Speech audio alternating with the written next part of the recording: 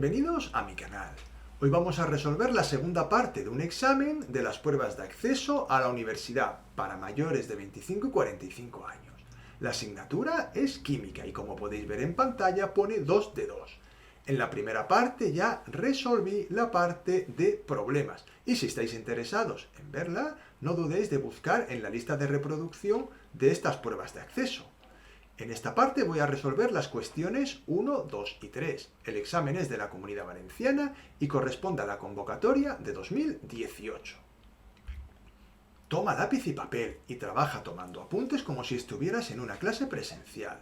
No seas un alumno pasivo como el espectador de una película, sino un alumno activo. Y no olvides que si quieres recibir más vídeos como este, puedes suscribirte al canal y activar la campanita. Y desde ya mismo te agradecería que le dieras un like al vídeo, así me animarás a seguir creando más contenido como este. Y ahora, sin más dilación, vamos a resolver este interesantísimo examen, que tiene unas partes teóricas muy importantes y que te recomiendo que anotes bien, porque además voy a explicar cosas que no están contenidas en las preguntas del examen, pero que en otros exámenes sí salen. Vamos allá. El ejercicio dice lo siguiente, apartado A.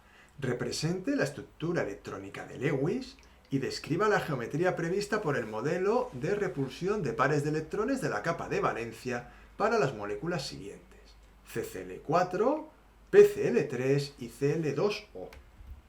Como datos nos dan los números atómicos de los elementos químicos que están en estas moléculas. Vamos a resolver el ejercicio. En primer lugar, escribiré la configuración electrónica de los elementos químicos.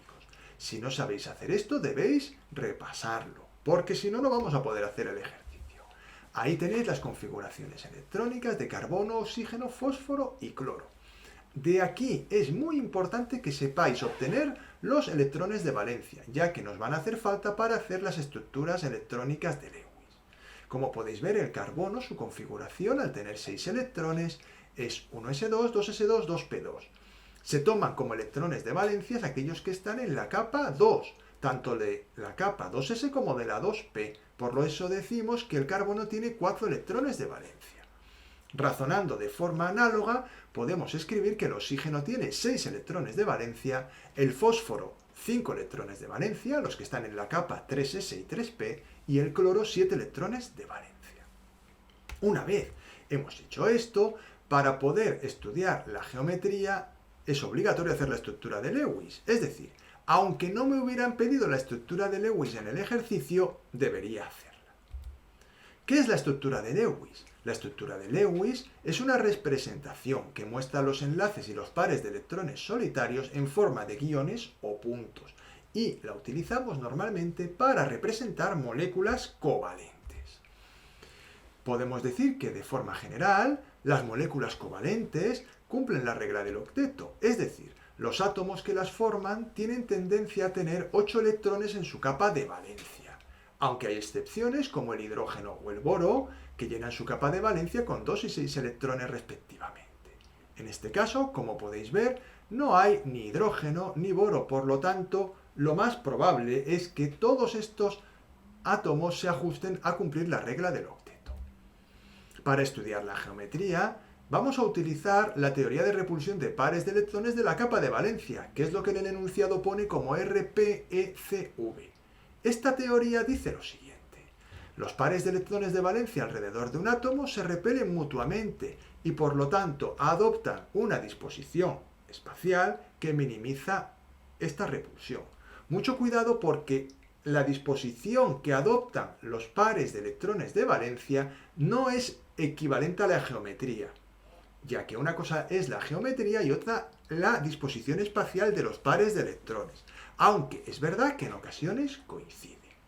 Y una vez hemos explicado un poquito de toda la teoría que vamos a utilizar para resolver esta cuestión, vamos a proceder a resolverla. Comenzamos con el tetracloruro de carbono. La estructura de Lewis, que es lo primero que nos piden, la vamos a obtener de la siguiente forma. Debemos tener en cuenta que el carbono es el átomo central y los átomos de cloro van a estar alrededor. Puesto que el átomo de carbono tiene 4 electrones de valencia, necesita compartir esos 4 electrones con átomos que le compartan a su vez 4 electrones. En este caso, está claro, cada cloro va a compartir un electrón con el átomo de carbono y así el átomo de carbono completará su capa de valencia. Además, cada átomo de cloro necesita un solo electrón para completar su capa de valencia. Como el átomo de carbono tiene 4 electrones, pues compartirá un electrón, lógicamente, con cada cloro. Podéis verlo en esta representación que he hecho con bolitas. Podéis ver que el átomo de carbono, en negro, tiene sus 4 electrones más los otros 4 que comparte con los átomos de cloro. Ya está, entre comillas, feliz. Está cumpliendo la regla del octeto. Y lo mismo ocurre con los átomos de cloro. Normalmente vamos a representar la estructura de Lewis, que es lo que nos piden, en forma de... Los pares de electrones los vamos a poner en forma de guiones. Ahí lo tenéis en pantalla, el átomo de carbono en el centro y todos los pares de electrones representados con líneas. Tanto los pares enlazantes como los no enlazantes. Vamos ahora con la geometría. Y para ello utilizamos la teoría que hemos comentado anteriormente, teoría de repulsión de pares de electrones de la capa de valencia. Y diremos lo siguiente. Debido a que hay 4 nubes electrónicas alrededor del átomo central, que en este caso es el carbono, estas adoptan una disposición tetraédrica, disposición que minimiza la repulsión. Por ello, podemos decir en este caso que la geometría molecular es tetraédrica. El dibujo quedaría como este que tenéis en pantalla. Y es interesante que lo vayáis practicando en vuestra libreta, porque el día del examen habrá que dibujarlo, y si no lo practicáis antes os costará bastante.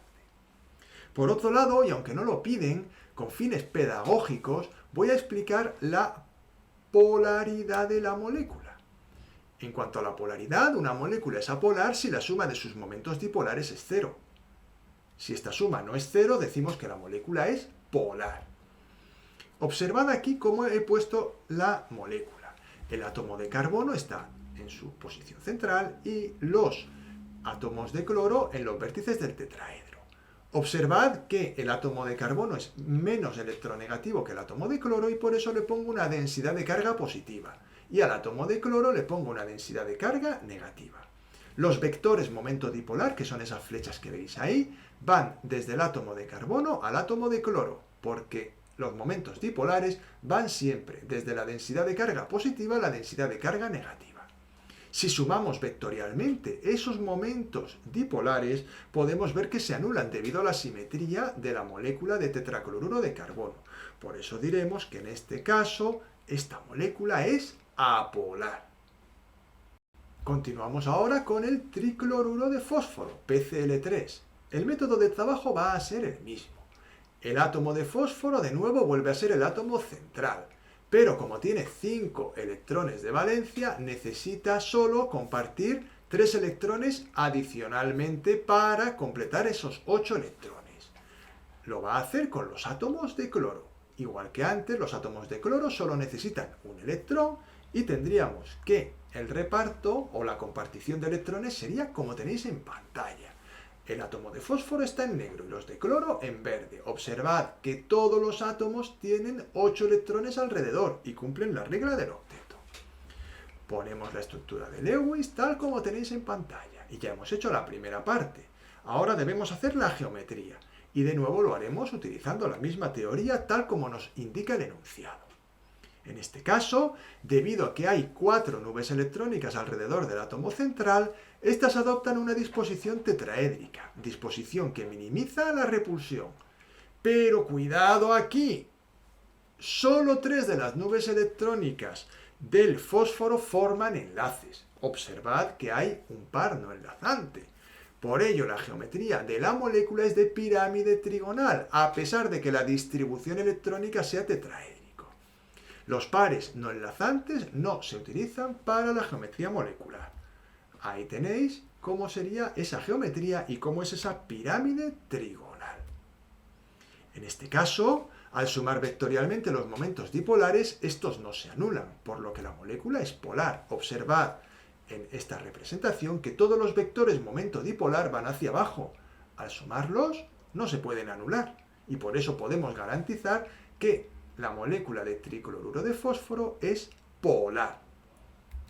Vamos ahora con la molécula de Cl2O. La estructura de Lewis será de la siguiente manera. En este caso, de nuevo, el oxígeno el átomo central y los cloros otra vez no son el átomo central. Normalmente, cuando hay varios átomos de un tipo y uno solo de otro, el átomo central pues es aquel que es el único que hay de ese tipo. En este caso, el oxígeno, como tiene 6 electrones en su capa de valencia, necesita 2 electrones para completarla. Y al igual que antes, pues lo va a hacer compartiendo un electrón con cada átomo de cloro. Ahí tenéis la representación con bolitas, el oxígeno de negro, y la estructura de Lewis sería esa que tenéis en pantalla. Estudiamos ahora la geometría. De nuevo, hay 4 nubes electrónicas alrededor del átomo central. Y estas adoptan una disposición tetraédrica, que es la que minimiza la repulsión. Pero mucho ojo, solo 2 de las nubes electrónicas del oxígeno forman enlaces. Por ello, en este caso, diremos que la geometría molecular es angular, ya que los pares no enlazantes, recordad, no se utilizan en la geometría molecular. Ahí tenéis cómo sería la representación. En rojo los enlaces que marcan la geometría.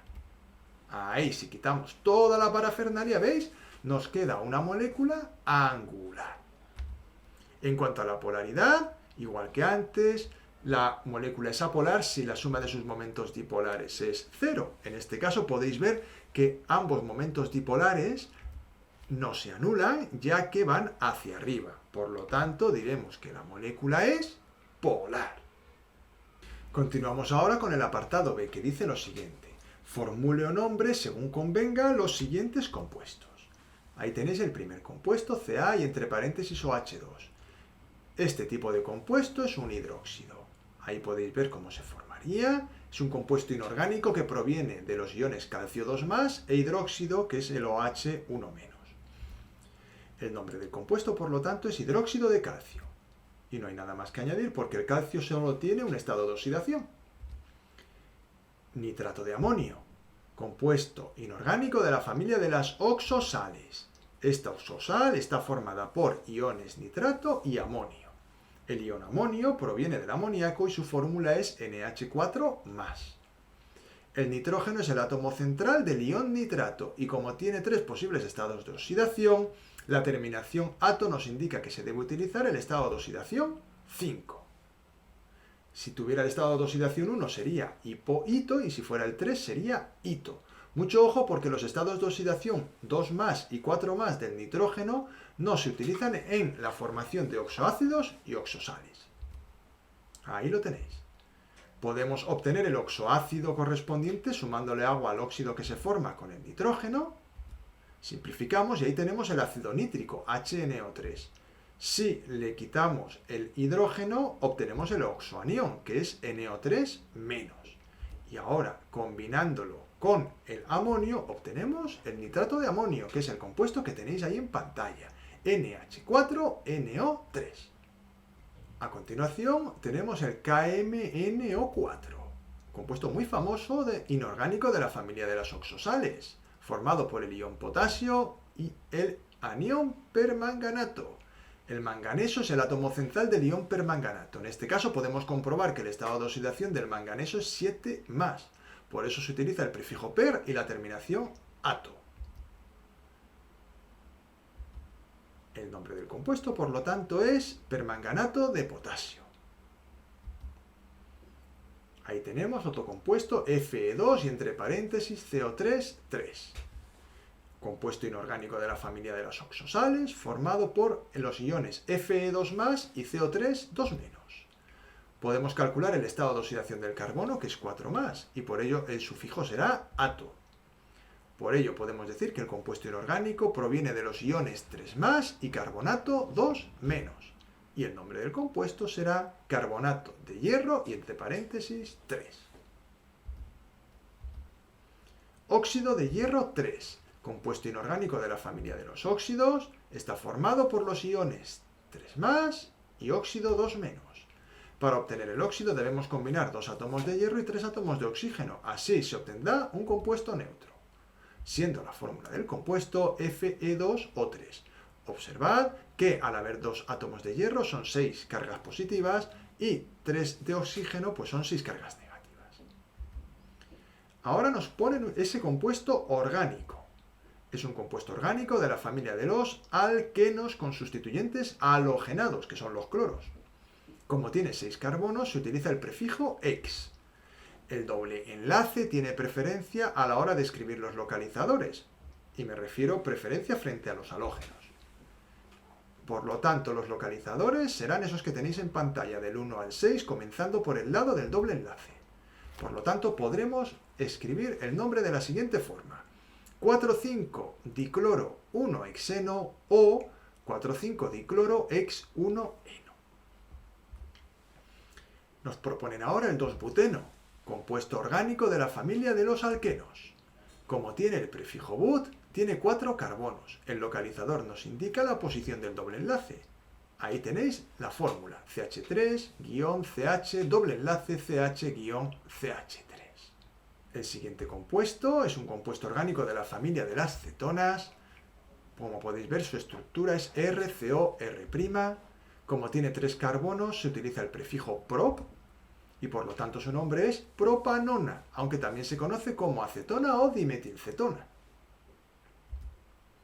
Dietiléter es un compuesto orgánico de la familia de los éteres. Como tiene el prefijo et, cada sustituyente tiene 2 carbonos y su fórmula es esa que tenéis en pantalla: CH3CH2 o CH2CH3.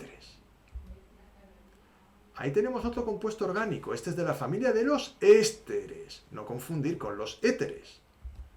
Su estructura es RCOOR'. Como tiene 2 carbonos en la cadena principal, se utiliza el prefijo et y por lo tanto su nombre es etanoato de etilo o acetato de etilo. Mucho cuidado aquí, hay que tener en cuenta que los 2 carbonos que pertenecen a la cadena principal son aquellos que están enlazados con el doble enlace al oxígeno y con el enlace simple al otro, es decir, CH3COO, eso es la cadena principal, y el sustituyente es el CH2CH3. En este caso da la casualidad de que tanto la cadena principal como la cadena radical o sustituyente está formado en ambos casos por 2 átomos de carbono.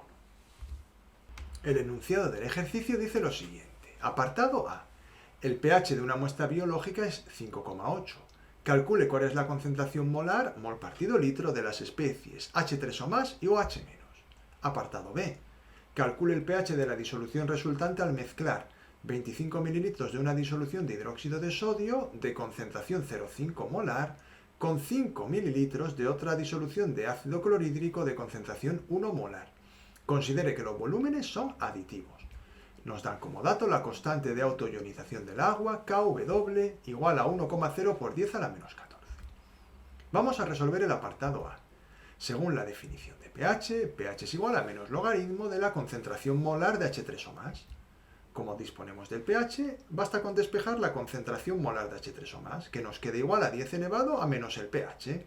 Esto lo he hecho aplicando las propiedades de los logaritmos. Si no las conocéis, no pasa nada. Esto lo aprendéis de memoria y ya está. En este caso me quedaría concentración de H3 o más igual a 10 elevado a menos 5,8 mol partido litro, y si lo quiero expresar en notación científica sería 1,585 por 10 a la menos 6 mol partido litro. Y esa es la respuesta a la pregunta de cuál es la concentración molar de H3 o más. Para calcular la concentración de OH-, vamos a utilizar la siguiente expresión: K sub W es igual a concentración molar de H3 o más por concentración molar de OH-. Puesto que nos dan el dato de la constante del agua y disponemos de la concentración de H3 o más, podemos despejar la concentración de OH- y calcularla. Ahí tenéis el proceso en pantalla y obtenemos el resultado que tenéis ahí. La concentración molar de hidróxido es 6,31 por 10 a la menos 9 mol partido litro. Vamos ahora con el apartado B, en el cual vamos a mezclar una cierta cantidad de hidróxido de sodio con otra cierta cantidad de una disolución de ácido clorhídrico. La reacción de neutralización será la que tenéis en pantalla. HCl más NaOH va a dar NaCl más agua. Calculo los moles de ácido. Tomamos los datos. La molaridad de HCl es 1 molar y el volumen es 5 mililitros, que debemos expresarlo en litros, y nos queda 0,005 litros. Calculamos los moles de HCl multiplicando la molaridad por el volumen y obtenemos que inicialmente hemos puesto 0,005 mol de HCl. Hacemos lo mismo con la base.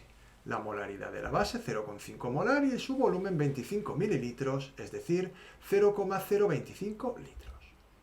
Los moles de hidróxido de sodio serán los que tenéis en pantalla.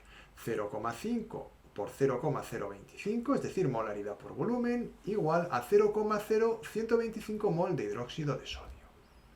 Como la reacción es mol a mol, es decir, un mol de HCl reacciona con un mol de NaOH, podemos observar que el reactivo limitante es el HCl, es el que primero se agota, con lo cual podemos concluir que va a haber un exceso de moles de NaOH.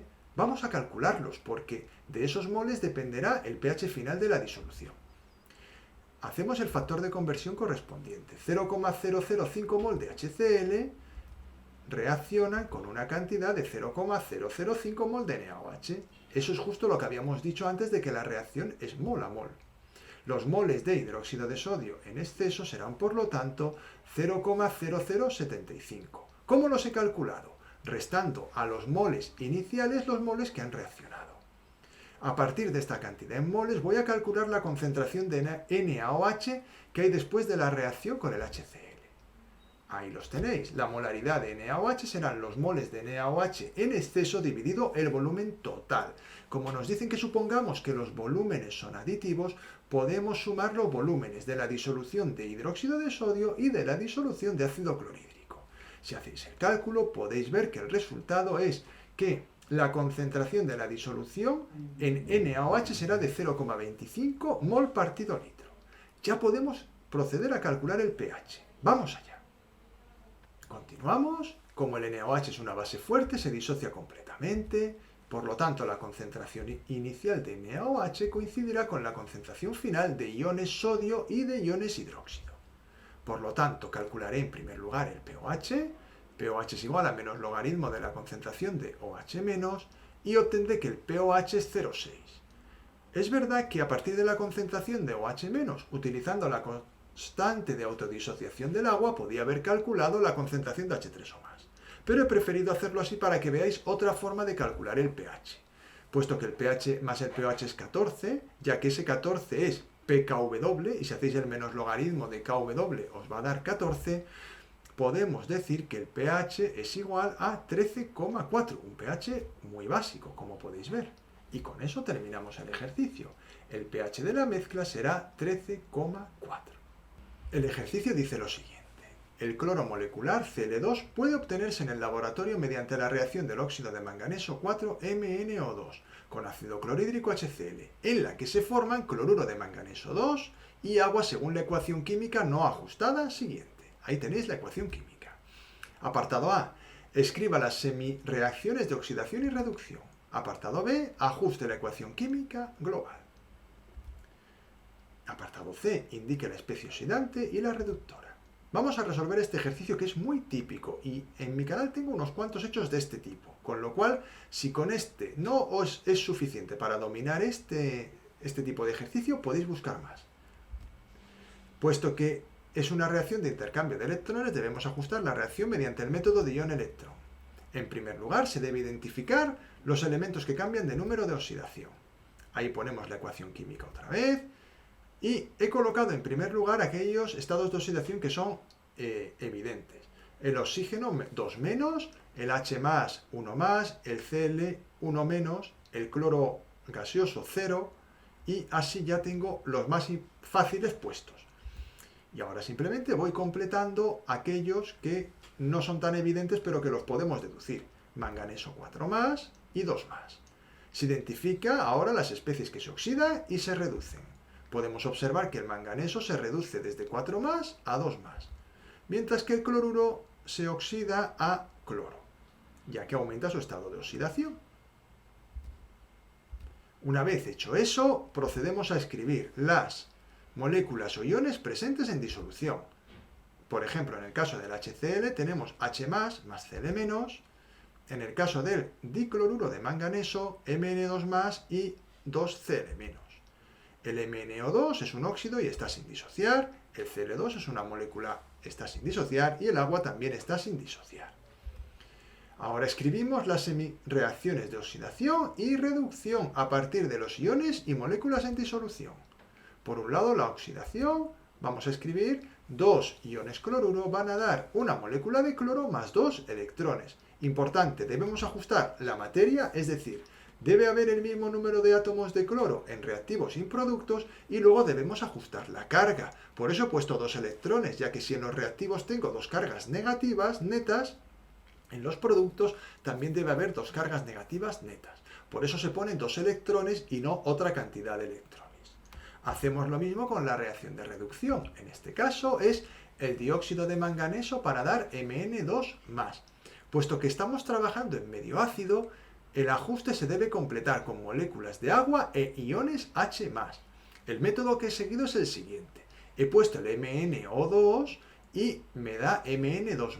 He completado los productos con 2 moléculas de agua para ajustar el número de oxígenos. No dejéis de hacer esto en vuestra hoja de papel, eso os va a ayudar a entender mejor el procedimiento. Y luego los 4 hidrógenos que hay en las moléculas de agua los he puesto como H+. Los 2 electrones los obtengo de la necesidad de que haya un balance de carga en neutro, y si no neutro en el sentido de que tiene que haber el mismo número de cargas en los reactivos que en los productos. Por lo tanto, añado esos 2 electrones y así me quedan 2 cargas positivas en los reactivos y 2 cargas positivas en los productos. Puesto que el número de electrones es el mismo en la reacción de oxidación y en la de reducción, puedo sumar ambas semireacciones y obtener la reacción iónica ajustada, que me quedaría tal como tenéis en pantalla. Una vez tengo la reacción iónica, ya puedo ajustar la reacción molecular. ¿Cómo lo vamos a hacer? Pues escribimos la reacción química completa utilizando los coeficientes hallados y añadiendo las moléculas o iones que no intervienen directamente en la reacción redox. Ahí tenemos el procedimiento y el 4H+ me va a significar que voy a tener que poner un 4 delante del HCl y podéis ver que las 2 moléculas de agua pues las vamos a tener que poner también en la reacción global. Ya tenemos la ecuación global ajustada. Y eso era lo que pedían en el apartado A. La especie oxidante además es el MnO2 y la especie reductora el HCl. Y hasta aquí ha llegado el vídeo de hoy. Espero que os haya ayudado a resolver las dudas que pudierais tener. Ya sabéis que podéis seguir recibiendo más vídeos como este si os suscribís al canal y activáis la campanita. Y os agradecería que le dejarais un like al vídeo, así me animaréis a seguir creando más contenido de este tipo. También podéis compartirlo con otras personas que se vayan a presentar a este examen. Seguro que les viene muy bien. Y como he dicho, esta es la segunda parte del vídeo. Podéis encontrar en mi canal la primera parte en la cual resuelvo los problemas de este interesante y complicado examen. Muchas gracias por vuestra atención y nos vemos en el siguiente vídeo.